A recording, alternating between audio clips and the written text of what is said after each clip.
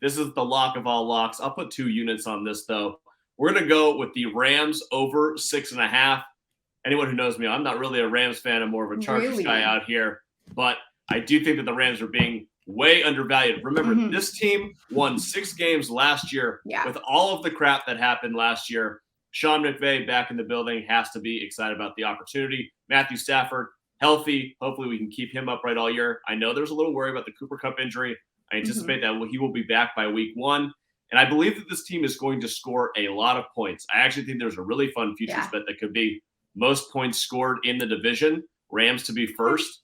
I like that one a lot. Their defense is going to be young and horrible, but hopefully, if they end up around 20th, middle of the pack, they're going to be a team that can contend and potentially make a playoff spot in a weak NFC. I like them to go at least 8-9 this year, and you'll see coming later on, one of my last bets may be correlated to the Rams over 6.5.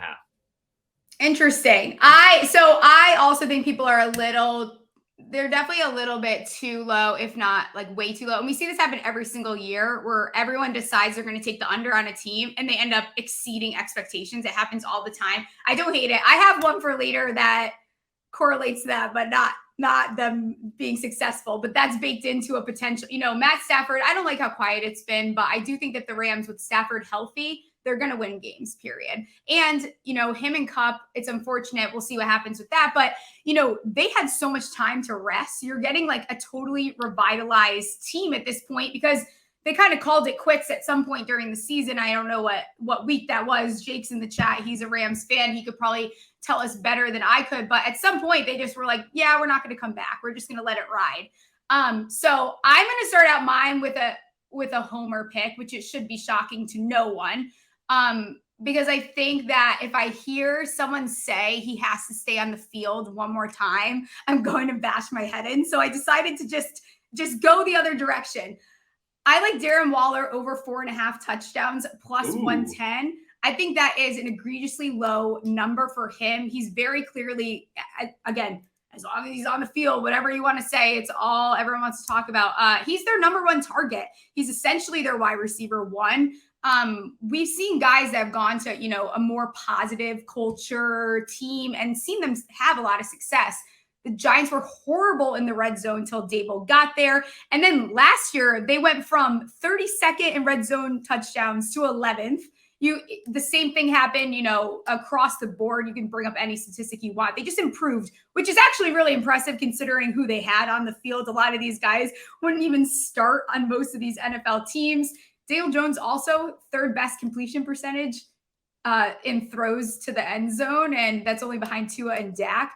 But, Daniel doesn't have to do much to get him to that point. I think you're giving him another weapon. He's great when it comes down to the red zone. So I think 4.5, if you're going to play something on the Giants, there's a lot of ways you can do it. But rather than taking Daniel Jones's touchdowns, which I did already take that number over 17.5, I think a safer bet is to take the Darren Waller 4.5. And so we're getting 10.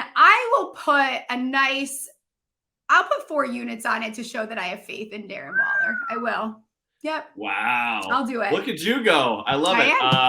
Look, I think the fantasy football community and the people that cover the Giants right now are having a full circle jerk over Darren Waller's performance right now. And he's looked fantastic, and he's obviously going to be their number 1 option. The injury thing, obviously, duh. Right. I mean, every player that you're going to bet an over on, you need them to be a little bit healthy during the year.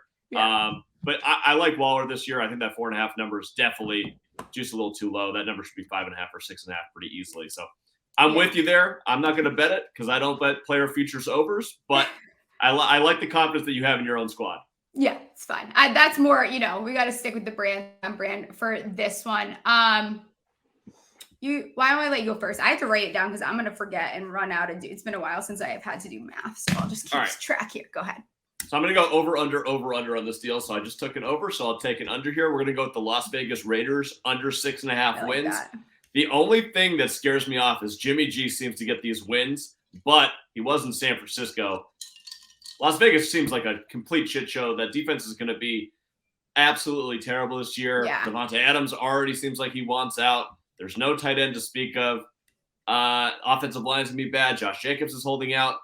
I don't really see a path for them to go, especially in a tough division, to go 7-10 this year. They went 6-11 last year, so I wouldn't be surprised to see that. And we should remind ourselves, the 6-11 happened with the walk-off win against the Patriots. They really should have been 5-12 with, I think, probably a comparable or better quarterback who was more likely to stay on the field than Derek Carr.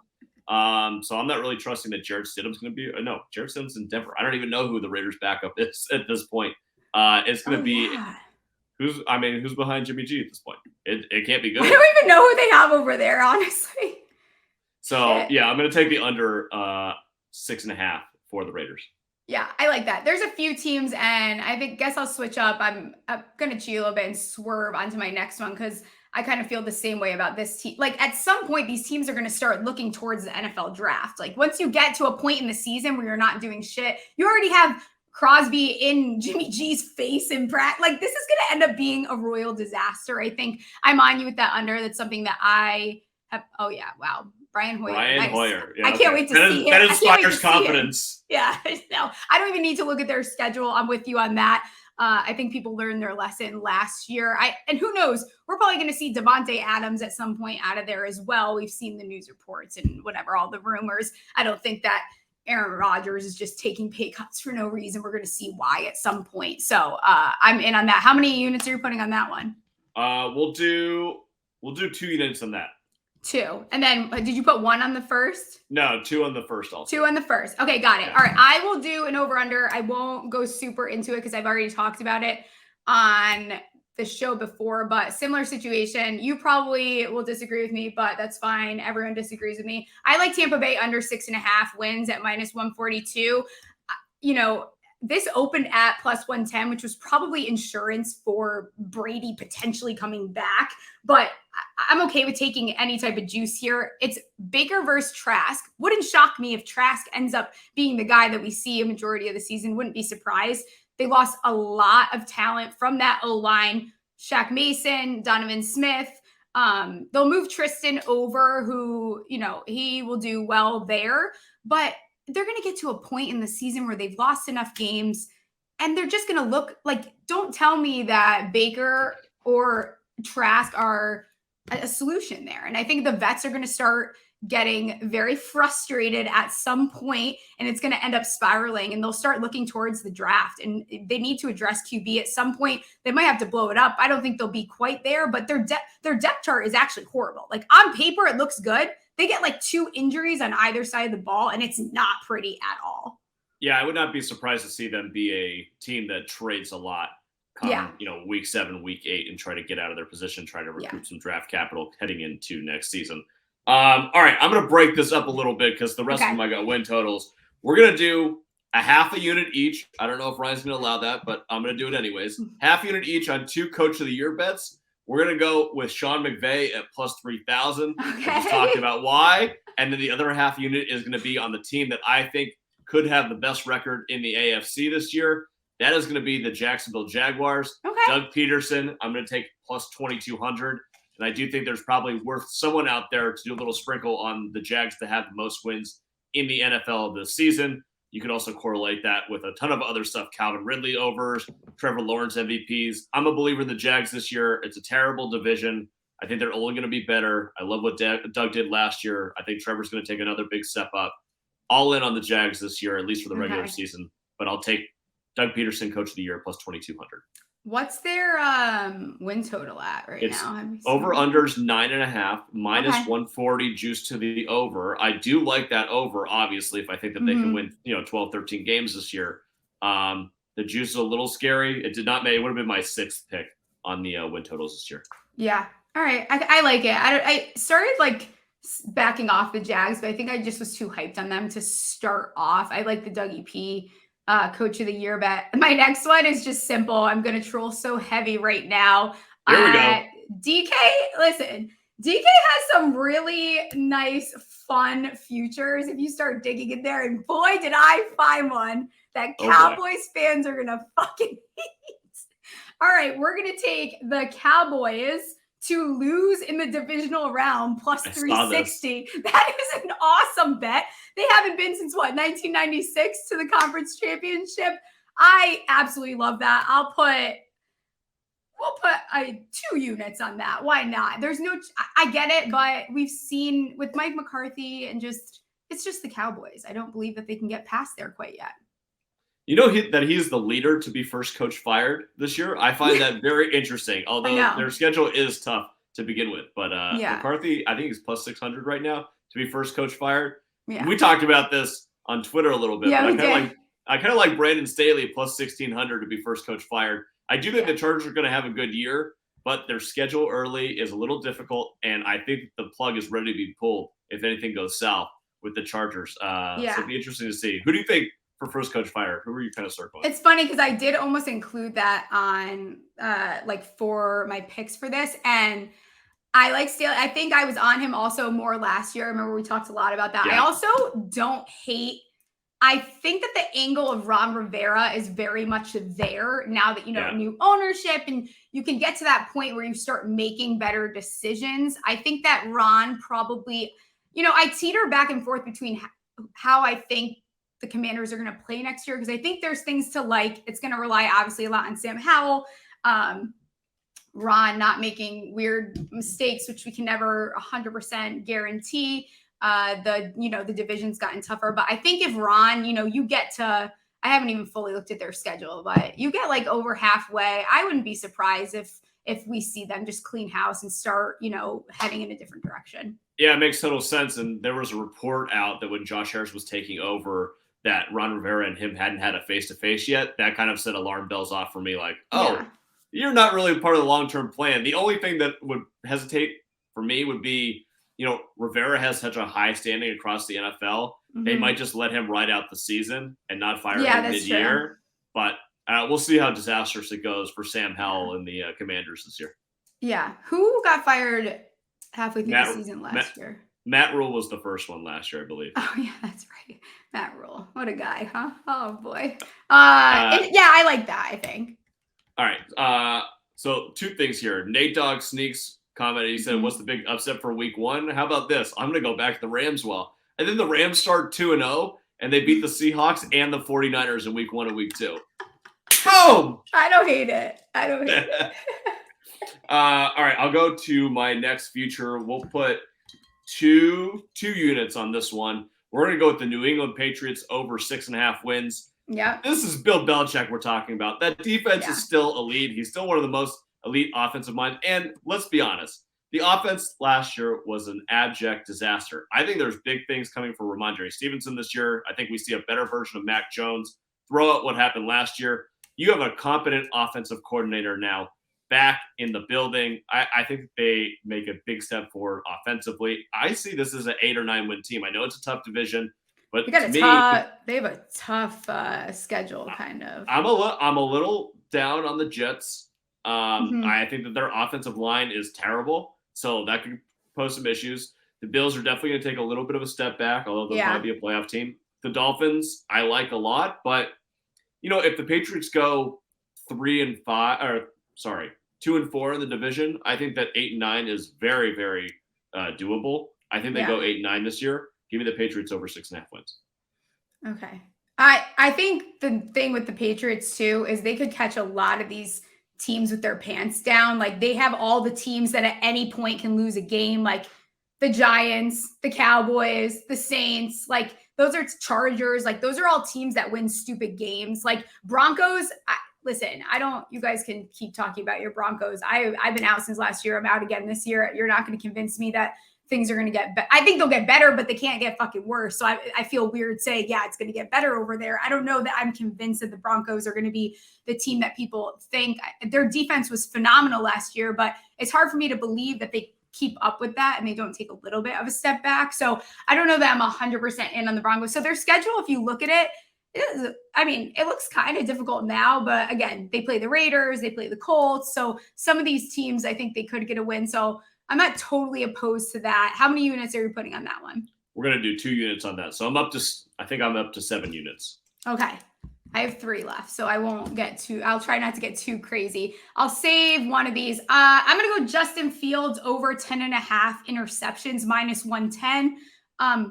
The more he throws, he's going to keep throwing the ball because he's developing as a throw. Well, whoever you think he is as a passer, he threw 11 and 15 games last year, 10 and 12 his rookie year. If they're going to be passing more, I see him very easily going over the 10 and a half. He's going to get to 12, I bet, at least. All right. So you brought up the Bears. So I guess I'm kind of going to go in an interesting direction. One, I want to hear your take on the Bears this year, but we talked about offline about this DraftKings bet that's most rushing yards within the division. Yeah. Okay, so I guess I'll lead it off then. This is not an official bet. It's kind of a side bet, but I thought it would be fun to talk about. How about Khalil Herbert plus 6,000 to lead the division in rushing? And we can also throw Dante Foreman in there at plus 2,000. I don't think Rashawn Johnson obviously is dealing with the injury right now. Fields is going to rush the ball a lot.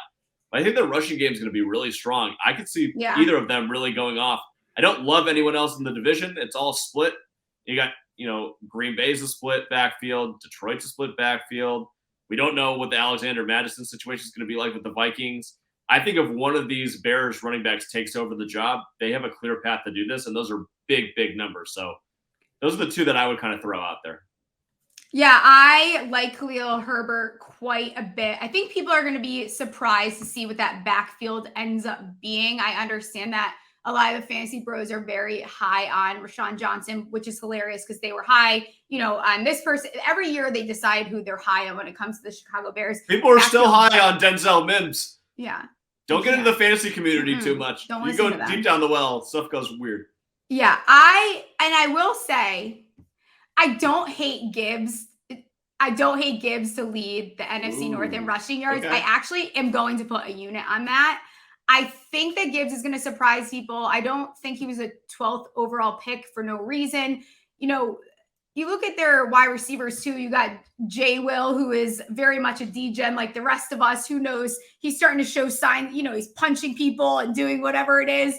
I think there's a reason why, and not to go back to fantasy, but there's a reason why these guys that get drafted that early in the draft, they finish as top 10 running backs. I don't think in the past, it's like the past 10 running backs to be drafted in the first round have finished at least in the top 8 their rookie year.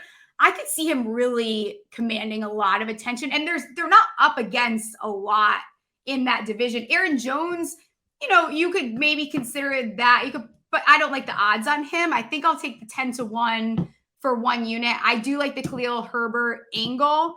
Where are you at with the Bears, though, in general? Because people, I think, are starting to get a little out of control. I'm seeing people thinking they're winning 10 games. All right. One, I want to go back to the Jahmyr Gibbs thing for 1 second. Okay. I got excited. Right. No, you're good. You're good.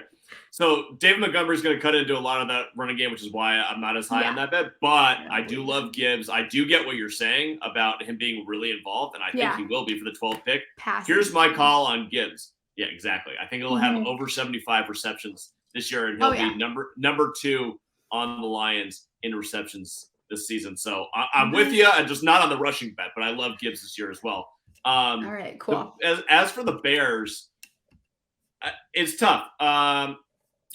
I liked what I saw out of Fields last year. He needs to develop more as a thrower. I like DJ Moore being there. I think that they have some good weapons. Their offensive line is going to be a little bit better. So I think that they'll score some points. I don't know how I feel about the defense. Eberflus is a decent coach. Yeah. I think their line at 7.5 is probably close to right. I don't expect to see a MVP type performance out of Justin Fields this year, but I think that he's going to progress enough to keep his job and be the future star of the Bears. But I don't think this is like a third-year breakout like Lamar Jackson type of deal. I don't think that's happening. Yeah, I am with you. I think it's going to take a little bit more than that. I do think they're very obviously, and they've invested in this, they're going to try to pass the ball more, which again is why I like that over interception prop for him. But I'm kind of with you. I'm a little bit torn. I think he probably ends up going over his rushing yards, but I'm too concerned with an injury to bet those when it comes to quarterback. It just makes me too nervous. I'd much rather the under, which I'm not going to do on a guy like him. I'm not going to do on a Lamar. I'm not going to do on a Daniel.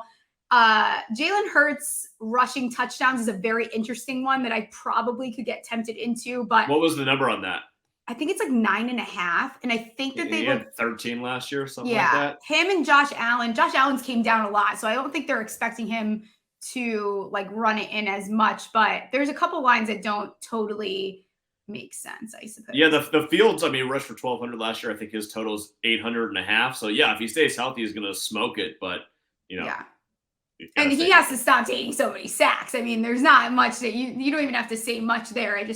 There's no way that he can continue up with that pace. I actually want to see if this one line moved. What's your next bet? Next bet, we're going to do the Green Bay Packers over 7.5 wins this season. I think this is kind of in correlation with the Bears kind of staying around 7 and 10. Look, I think that the Packers defensively are going to be pretty good. Offensively, if the offensive line is healthy, they're still going to be good. They still have all the playmakers that were there from last year. Christian Watson's only going to get better. And I don't think that the step down – look, Rodgers did not perform well last year, but he's still Aaron Rodgers. I think Love is going to surprise some people. I think there's a reason that they were ready to make the change here. I think he's going to be decent. I'm not saying that he's going to be a top 10 quarterback in the NFL. But to go 8-9 in that division that's heavily in flux, Minnesota's going to be down this year. Chicago's still trying to figure out itself. Detroit, we expect to be really good. But, again, that defense was atrocious last year. I think the Packers could definitely win this division, no doubt, and go, 9-8, 10-7. I would not be surprised at all. So over 7.5 for Green Bay, I like a lot. I'll put 2 units on that.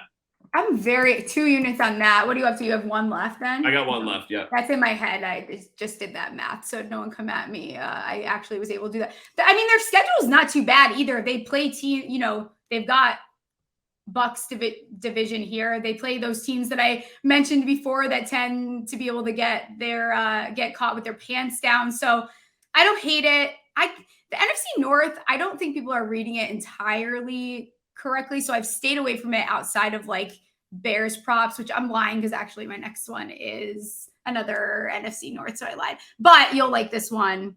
All right. Because you mentioned the Vikings. So I'll put 2 units on this one. I just saw it moved because now you can get it at 9. The line's 900. I took it at 850.5 at -112. And it's Alexander Mattison under 850.5 rushing yards. I would play that down to, quite a bit. And listen, I'm higher on Mattison than most of the fantasy community. I still think that Madison's going to play a role despite what everyone thinks. But this offense is going to be through the air. It's going to continue to do that. They brought on Addison. KJ Osborne did not die. They're going to make Justin Jefferson the focal point. Again, it's pretty easy to see what direction this offense is going to go.